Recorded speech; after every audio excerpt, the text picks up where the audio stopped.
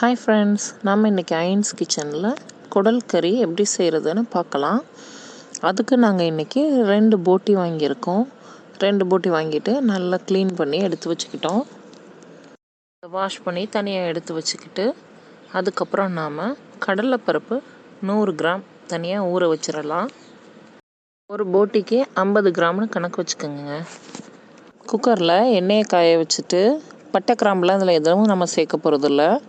வெங்காயத்தை டைரெக்டாக ஆட் பண்ணிடலாம். நான் இன்றைக்கி பெரிய வெங்காயம் தாங்க சேர்த்துருக்கேன். 2 நல்ல பெரிய வெங்காயமாக எடுத்துக்கோங்க. வெங்காயம் நல்லா ஃப்ரை ஆனதுக்கப்புறம் இஞ்சி பூண்டு பேஸ்ட்டுங்க 3 டேபிள் ஸ்பூன் எடுத்து அதில் சேர்த்துக்கலாம். இஞ்சி பூண்டு சேர்த்து அதை ஒரு 3 நிமிஷம் நல்லா ஃப்ரை பண்ணிகிட்டே இருங்க வெங்காயத்தோட. அதுக்கப்புறம் மீடியம் சைஸ் தக்காளி நல்ல பழமாக 2 சேர்த்துக்குங்க.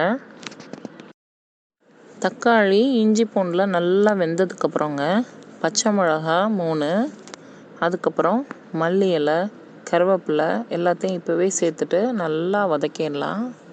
அப்புறம் நம்ம தனி மிளகாய்த்தூள் 2 டீஸ்பூன் மட்டும்தாங்க சேர்க்கணும். இதுக்கு நிறையா மிளகாத்தூள் நம்ம சேர்த்துடக்கூடாது. மிளகாத்தூள் எண்ணெயில் 2 நிமிஷம் நல்லா வதக்கிடலாம். அதை வதக்குனதுக்கப்புறமா நான் 1 ஸ்பூன்லேயே கறி மசாலா தூள் 2 டேபிள் ஸ்பூன், மல்லித்தூள் 1 டேபிள் ஸ்பூன் சேர்த்துருக்கேன். இப்போ அதையும் இதில் சேர்த்து நல்லா வதக்கிக்கலாம். இதையும் சேர்த்து 3 நிமிஷம் நல்லா வதக்கிக்கிட்டு அதுக்கப்புறம் நம்ம க்ளீன் பண்ணி வச்சுருக்க போட்டியை இதில் சேர்த்துடலாங்க. நாங்கள் செய்கிற குடலோட மெத்தட் வந்துங்க எங்கள் கசினோட அம்மா எங்களுக்காக சொல்லி கொடுத்தது. நம்ம இப்போது இதில் குடல் சேர்த்துட்டோம் இல்லைங்களா, இதை ஹை ஃப்ளேமில் வச்சு 4 நிமிஷம் நல்லா வதக்கிட்டே இருங்கங்க. அதுக்கப்புறமா உப்பு சேர்த்து தண்ணி மட்டும் ஊற்றிடாதீங்க. அப்படியே மூடி வச்சுட்டு 5 விசில் விட்டுறலாம். எப்போவுமே நமக்கு கறி, சிக்கன், குடல் எது நீங்கள் இது பண்ணிங்கன்னாலுமே தண்ணி ரொம்ப விட வேண்டாங்க. ஏன்னா அதுவாகவே தண்ணி விடும். அதனால நம்ம தண்ணி ஊற்றாம தான் இப்போ விசில் விட்டுருக்கோம். இப்போ ப்ரெஷர் ரிலீஸ் ஆகிடுச்சுங்க.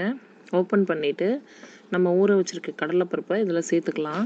கடலைப்பருப்பையும் சேர்த்துட்டு திரும்பவும் தண்ணி விடாமல் அதே 5 விசில் விட்டு அதுக்குள்ளே நாம் இப்போது 1.5 டேபிள் ஸ்பூன் அரிசி எடுத்து இது மாதிரி செவக்க வறுத்ததுக்கப்புறம் மிக்சியில் தண்ணி ஊற்றாமல் பவுட்ரு பண்ணி எடுத்து வச்சுக்கலாம். இப்போது குடல் ப்ரெஷர் ரிலீஸ் ஆகிடுச்சுங்க. ஓப்பன் பண்ணிவிட்டு 1.5 கப் தேங்காய் பால் சேர்த்துக்கலாங்க.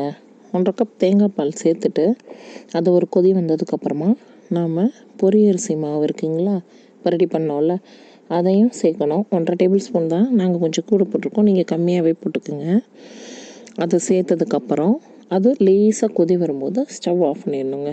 இப்போ நாம் செஞ்சுருக்க இந்த குடல் கறியோட டேஸ்ட்டை தூக்கி கொடுக்குறதே இந்த பொரியரிசி மாவு தாங்க. இது இந்த மெத்தடில் நீங்கள் செஞ்சு பாருங்கள், உண்மையிலேயே அட்டகாசமாக இருந்துச்சு. ட்ரெடிஷ்னலான குடல் கறி ரெடி ஆகிடுச்சுங்க. அயன்ஸ் கிச்சனை சப்ஸ்கிரைப் பண்ணுங்கள், மறக்காமல் ஃப்ரெண்ட்ஸுக்கெல்லாம் ஷேர் பண்ணுங்கள், கமெண்ட் பண்ணுங்கள்.